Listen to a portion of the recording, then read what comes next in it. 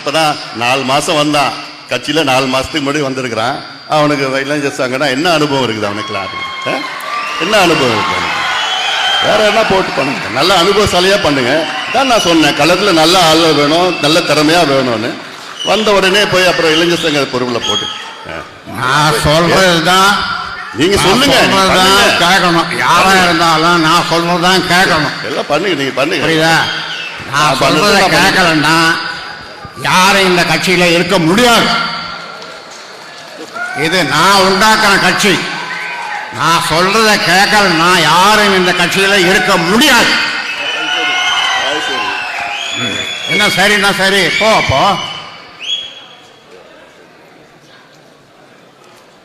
முகுந்தன் மீண்டும் சொல்றேன், மாநில இளைஞர் சங்க தலைவராக நியமிக்கப்படுகிறார். கை தட்டுங்க.